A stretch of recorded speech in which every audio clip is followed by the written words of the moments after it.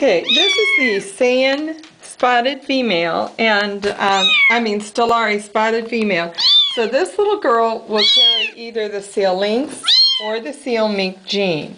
Her mother is a mink, so we know that from looking at her that one of those two are carried here. The sire of this litter is Supernova, so from him you get this beautiful gold coloring. Look at those big, big eyes. Very pretty little girl. Nice markings on her. Rosettes already appearing, very nicely spaced. And she's a very good sized kitty, so I'm really pleased with how she's developing. Very, very nice, very good feel to her body, and she seems to be coming along nicely. She has a real opinion about this. These kittens are not quite 4 weeks old. She was born December 29th. Look at this pattern on her back. Just absolutely gorgeous. Again, out of Supernova and Stellari.